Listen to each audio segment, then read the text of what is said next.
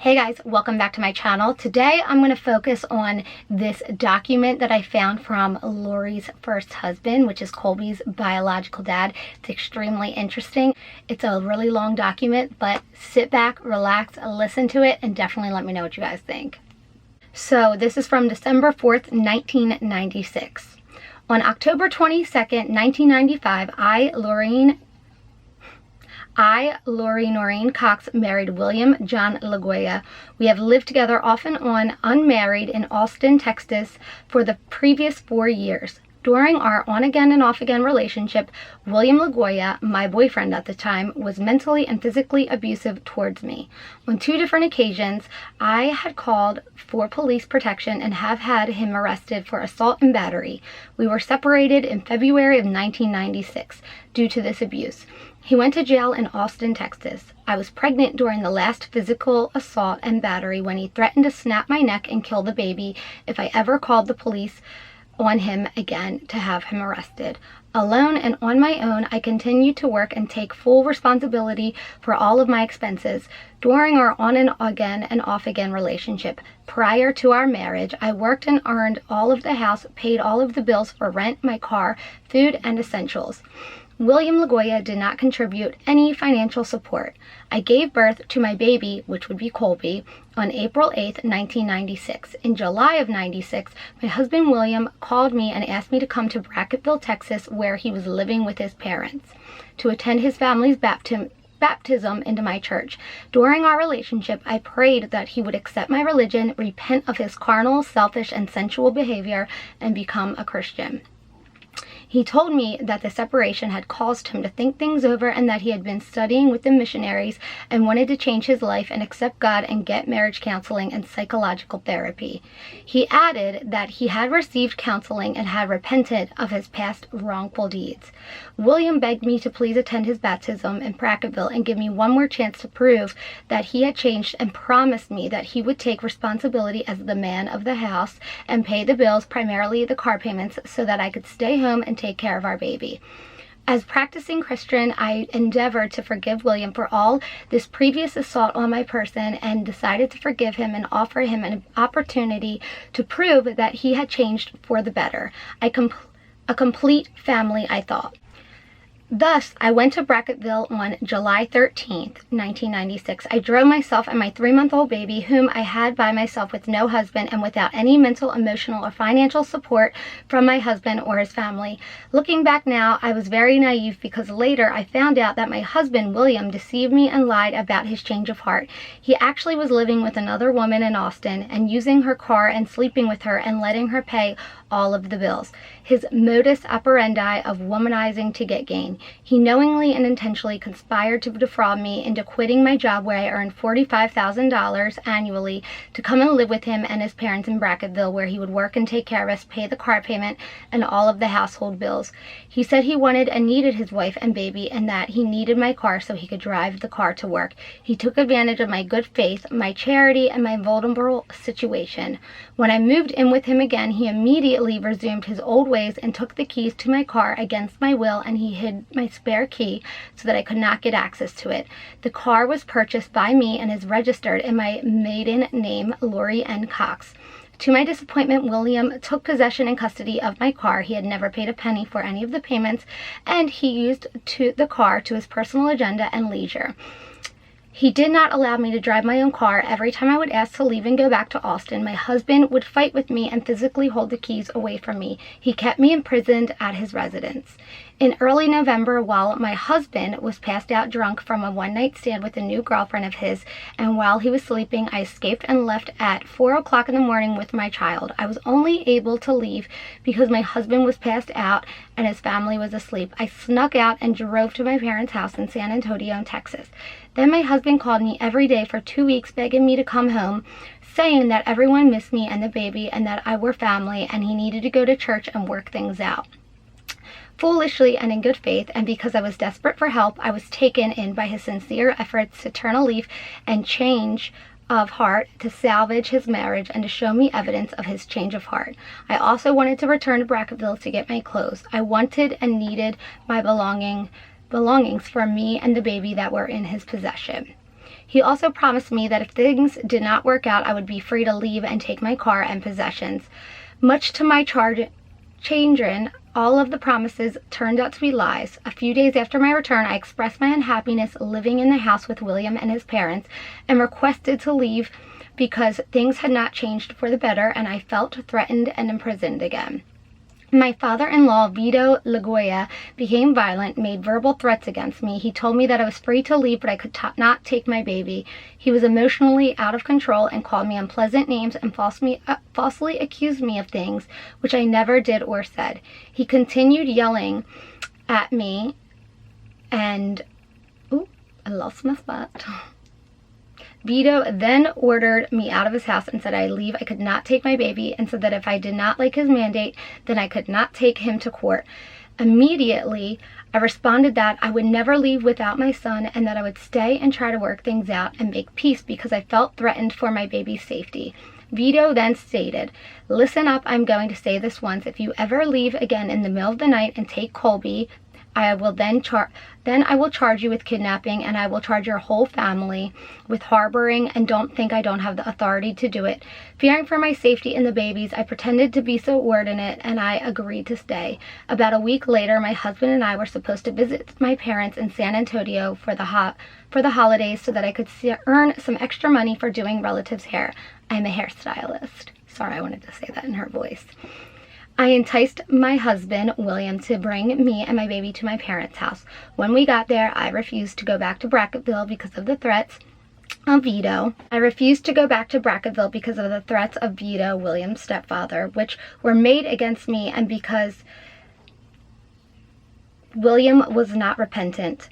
He continued to be abusive, immature, and irresponsible. My husband then requested to take my car and drove himself to his house in Brackettville.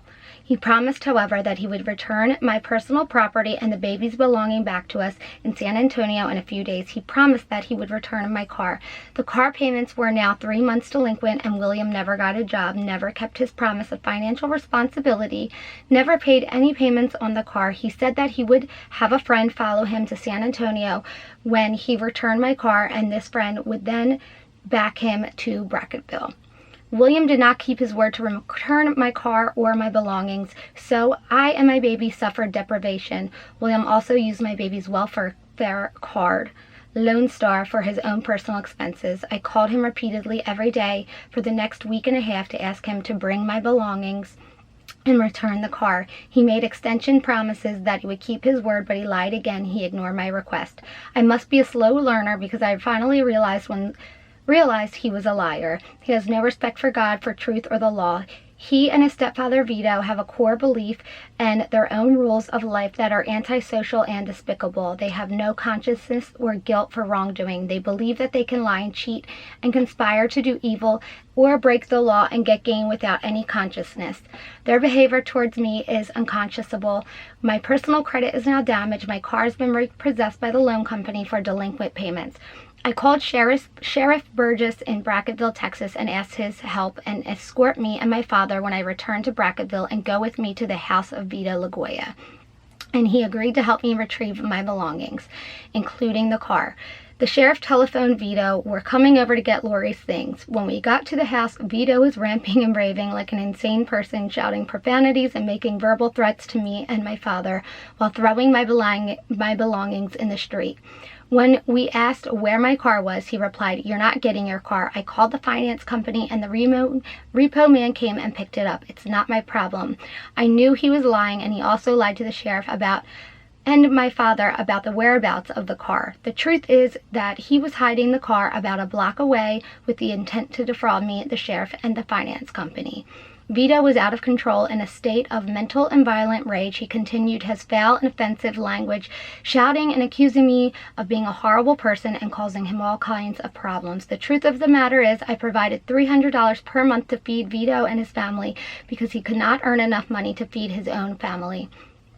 So when I left, it was like taking food out of his for a month. The day before I went to Brackettville to get my car and things, Vito called my parents' house since the sheriff called and alerted him about our pending visit and said that he called to say that I had to come that day to pick up my things and give him $250 for an alleged phone bill at his house, which my husband was responsible for, or he would throw my things away. He then hung up the phone. I called the sheriff to alert him of Vito's behavior. The sheriff then told me not to worry about Vito's threats, that he was full of hot air. When I confronted my husband with my father the next day, I asked William, my husband, where my car was hid. He told me that his father took the keys from him and left with the car. Vito continued his screaming and yelling profanities at us. We ignored him and put my belongings in my father's car, and we told the sheriff that Vito was lying and hiding the car from us, that he wanted to file a formal complaint.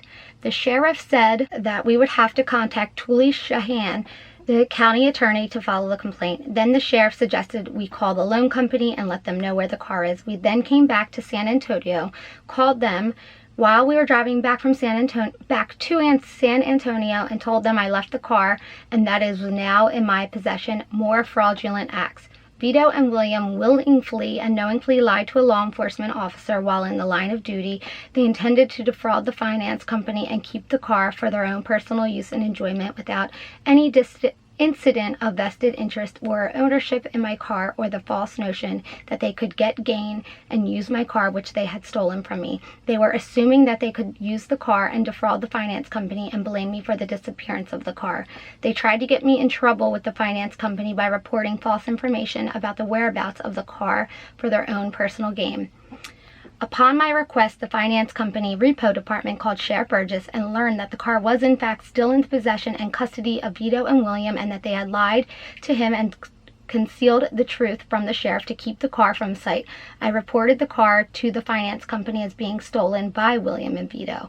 The car was picked up by the repo department, and my good name and credit worthiness is now damaged and in jeopardy because of William and Vito Lagoya and their efforts to defraud me and commit criminal acts to prevent me from attaining my personal property. In addition, they committed unlawful acts against me, considering as this testimony of the acts in this formal complaint, and asked the county attorney to use the full force of the law to prosecute William and Vito to the full extent of the law. The facts show that any reasonable person could conclude from this evidence that neither William, my husband, or Vito demonstrated any compassion for the well-being of me or my baby. They deprived me of clothes, my personal belongings for me and my baby, which demonstrates that they are deprived of human kindness, compassion, and the care of their own family members. In fact, the only inescapable conclusion that a reasonable person would make is that Vito and William intended to cause me harm and my baby. William never paid me a penny towards the care and support for me or my baby during the entire relationship. He is void of any consciousness of right or wrong and lacks any virtue of good character. William's lifestyle is similar to a pathological liar and sociopath. He sees no wrong in using people for any purpose to get gain for his own needs and ambitions. He is unemployed, unskilled, and has no marketable skills. He lacks integrity of any desire to accomplish or live a worthwhile or productive life. My family has been patient and kind to him and offered him help and made gifts to see him if he could get the message and example of human kindness. However, William is void of any light and intelligence to know the difference between right and wrong. Obviously, I'm filing for divorce immediately. I also plan to file civil charges against the Lagoyas to recover damage. Under penalty of perjury, I testified that the statements in the complaint and declarations are true, and I have evidence to prove the same. Now, this is so interesting to me, so I want to hear your guys' thoughts on it. I thought it was crazy. It's almost like she was speaking about herself. Even though it was so much in the past. She's defrauded police, she's lied to them, she's withheld evidence, she's claimed almost every husband has abused her. It's just all really interesting to me. It makes me wonder if this was like her plan with every husband, to almost defraud them and get money and spit on their name. So I want to hear what you guys think. I love you guys. I hope you liked this video, and I'll see you soon. Bye.